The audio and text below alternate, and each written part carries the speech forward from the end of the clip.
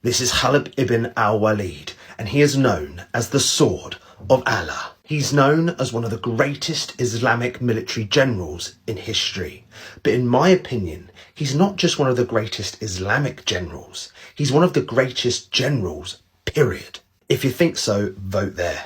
Oh, and give the channel a follow if you love history. And here's a few facts about this military general that might persuade you that he might just be the greatest general in history. Khalid ibn al-Walid was born in 592 AD in Mecca, and he was part of the Quraysh tribe.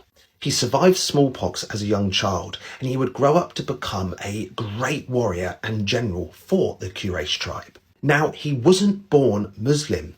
Islam came into being in 610 AD when the Prophet Muhammad, peace be upon him, had his first revelation from Allah. And he actually warred with the Muslims, with the Prophet Muhammad, in the early part of his fighting life. And he actually won a battle against the Muslims in 625 AD, known as the Battle of Uhud.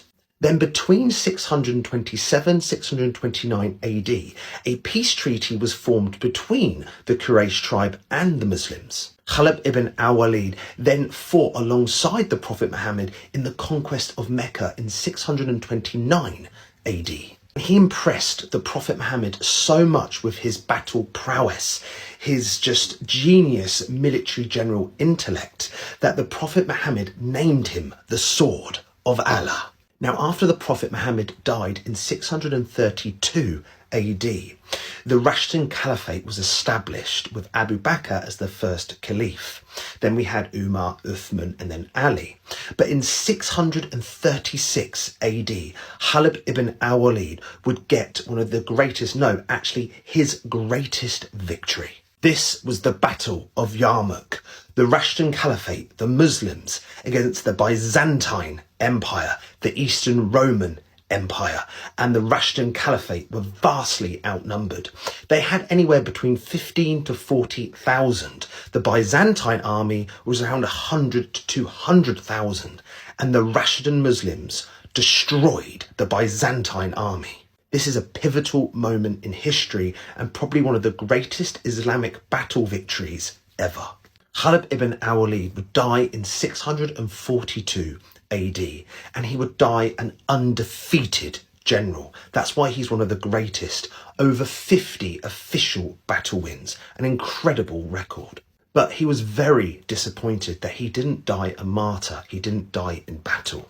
And on his deathbed, to his wife, it is said that he made this quote: "I fought in so many battles, seeking martyrdom, that there is no spot on my body left without a scar, a wound made by a spear or sword.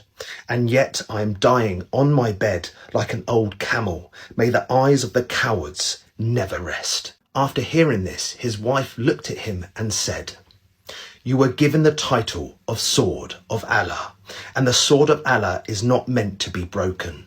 And hence it is not your destiny to be a martyr, but to die like a conqueror."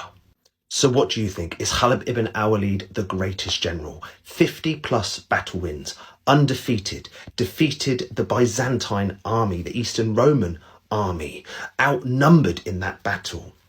I think it's a very good case for being the greatest general in history. Make sure you voted in the poll. If you have anything to add, then please let me know in the comment section. But as always, remember to like and follow, repost if you can, and have a nice day.